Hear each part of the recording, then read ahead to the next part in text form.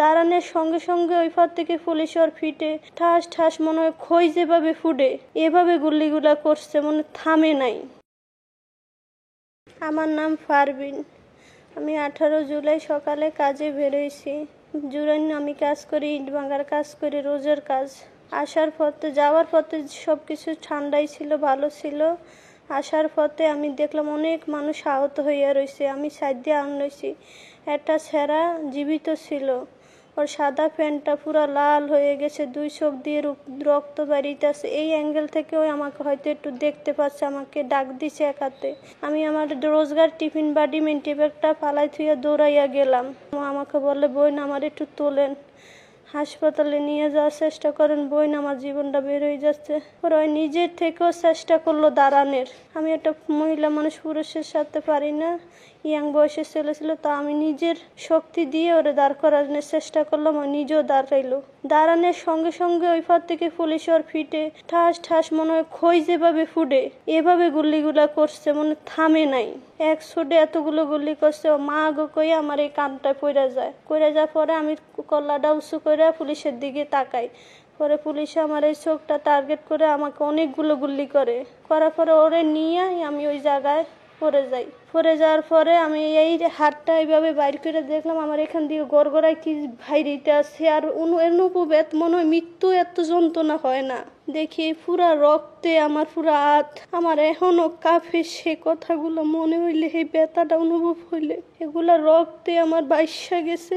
পরে আমি এই রক্তর এই আগতে আমি তাকে ধরতেছি, ভাই ও ভাই, ভাই কমু না, বাপ কমু, দিস পাই না। পরে ওর নাকে হাত দিলাম, করার চেষ্টা করলাম, দেখলাম ওই জীবিত আছে কিনা। ওর পুরাটা শরীর লাল হয়ে গেছে। আমার মনে হয় না ওই বাচ্চা ছিল, ওই মারাই গেছে।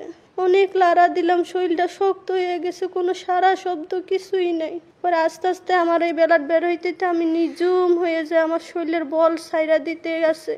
আমি যে ছটফটাম, এই ছটফটার শক্তি পাইতাছি না। কিছুক্ষণ পরে অনেকগুলা মানুষ এসে আমার বুক থেকে ওকে তোলে, আমারও তোলে। তুইলা হাতালি কোলে কইরা গাড়িতে উঠাইলো, ওরা উঠাইয়া ঢাকা মেডিকেল আনলো। আনানোর পরে ইমার্জেন্সি ট্রিটমেন্ট করে, অপারেশন করে। আমি পরে বললাম তাদেরকে যে একটা সাদা প্যান্ট পরা ছেলে, একটা ফিতা ছিল, এরকম একটা ছেলে কি আমার সঙ্গে আসছিল? সেকালে ডাক্তার আমার বলে, নিজে চিন্তা করেন, অন্য চিন্তা করেন কেন? আমরা কি এত কিছু খেয়াল করছি কে কার সঙ্গে আইছে না না আইছে? এগুলা বললো। পরে আমি অনেক ওর জন্য মনে মনে অনেক কানলাম যে যার ঘর দিয়ে যাই আমি সব কিছু হারাইলাম, তাকে আমি পরবর্তীতে দেখতেও পারলাম না। আর এতটা উৎস ছিল না যে ওখানে যাইলে হয়তো আমি নিজেও আহত হবো। নিজের 2টা সন্তানের কথা হয়ে গেলে ভাবিনি। আমার স্বামী ঢাকার যে শুনতে ছিল আমার সঙ্গে ছিল, রাজের কাজ করতো। এখন রুম ভাড়া দিতে পারি না, উনি আমাকে নিয়ে থাকে, ঘন্টার পর ঘন্টা ডরব দিতে হয়। তারপর আমি এখান থেকে দেশে যাই, আমগো দেশ নোয়াখালী। যাইতাম না।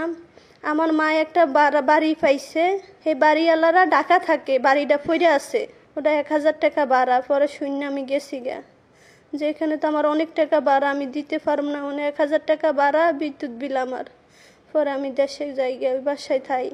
কিন্তু যাওয়ার পরে দেখি আরও অবস্থা খারাপ, বন্যা, পানি, অনেক পানি উঠে ওইদিকে।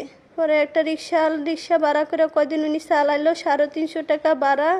ওই পোলারে মাদ্রাসায় দেওয়া হয় না, উনি যদি যায় তাহলে ওরাকে রাখতে হয় ডরব দেওয়ার লাইগা। আরেক পোলা আমার ছোট পিচ্ছি আমার মার কাছে। আপনাদের এখন সংসার কেমনে চলে? ওর বাবা এখন রিকশা চালায়? জি, এখন বর্তমানে খুবই খারাপ ভাবেই চলতেছে। কেন? আপনারও তো আয় রোজগার নাই। আমার স্বামীরও এখন কাজ কাম নাই, এই যে হাসপাতাল থেকে যাই না, আমার ছুটি অনেক দিন হয়েছে যাই না। আমি প্রতিপক্ষ বলে আমার ওখানে অনেক পানি, যাইলে ওনারও কাজ কাম নাই। এরপরে আমার চিকিৎসা যে হিয়ানে যাইলে কতদিন পর পর দরদ দেবেনি, কাজ দেবে, এমন কোনো লোকও নাই। আমি একটু কিছুদিন এখানে থাকি। আজ এটাই যে কাছে আসলে দেখি, আমার ওই বাচ্চাদেরকে একার কাছে এসে পুরো মুখটুক দেখি, দূরে যাইলে গোলা দেখি, রানতে যাইতে পারি না। ডাক্তারকে আজকে জিজ্ঞেস করলাম, ডাক্তার বললো এই চোখের এই যে মনি দিয়ে সবগুলি গেছে না, এই চোখটা ঠিক হবে না। ডান চোখে 6 মাস টাইম দিছে, 6 মাসের পরে ওটা চিকিৎসা করবে।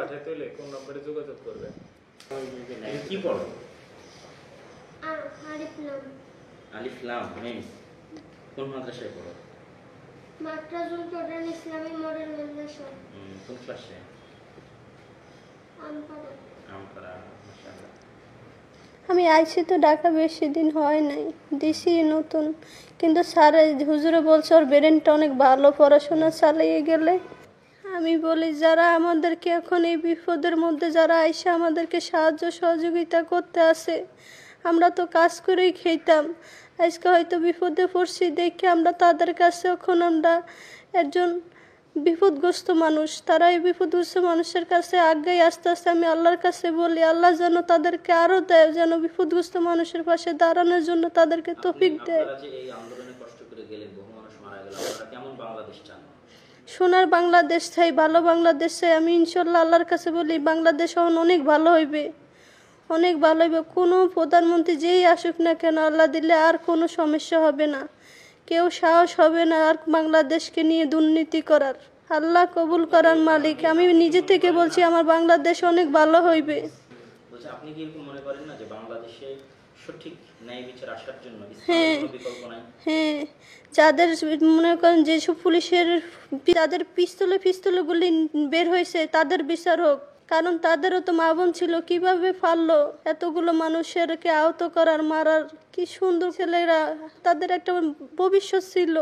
এই যে আমরা বিয়ে করছি, ভবিষ্যৎ মনে করেন আজকে আমাদের কি গ্যারান্টি আছে?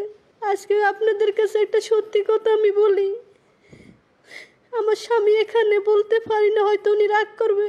আজকে ওনার কাছে হয়তো আমাকে 1 বছরের জন্য ভালো লাগতে পারে, 2 বছরের জন্য ভালো লাগতে পারে। এই বয়সে যে আমি চোখটা হারাইলাম, তারপরে কি ওনার ভালো লাগবে? বাস্তবতার দিক দিয়ে চিন্তা করে বিবেচনা করে দেখেন, একটা সুস্থ সবল নারী, একটা ভালো নারীতেও তো অঙ্গাজির যৌবনায় সংসার করে খেতে পারে না। আর দেখেন আমি বৃদ্ধ মানুষের মতন বিছানায় পড়ে আমার মাথাটা আরেকজনের ধুয়ে দিতে হয়, বাথরুমে আরেকজনের নিয়ে যাইতে হয়। কেমন একটা জীবন যাপন করি বলেন?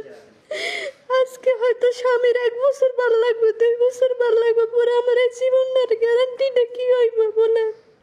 আমি দিন রাত খালি আমার 2টা সন্তানের কথা ভাবি। আমার স্বামী আজকে চলে গেলে কালকে একটা বিয়ে হইতে পারবে, কারণ তার সেই ইয়াং বয়স, সে সব দিক দিয়ে ভালো। আমার কি কানাবিড়ি আমার জীবনের লাইফের কোনো গ্যারান্টি আছে বলেন? আমার এই বাচ্চাদেরকে নিয়ে আমি কি করবো? আমি শুধু 2টা বাচ্চা চিন্তা করি, আর কিচ্ছু না, আর কিছু না ভাই, আর কিচ্ছু না। আল্লাহর কাছে নামাজ পড়ি আর বলি আমি বাচ্চাদেরকে নিয়ে ভবিষ্যতে কি করবো। আসসালামু আলাইকুম ওয়া রাহমাতুল্লাহি ওয়া বারাকাতুহু। আলহামদুলিল্লাহ ওয়াহদাহু ওয়াসসালাতু ওয়াসসালামু আলা মান লা নাবিয়্যা বা'দা।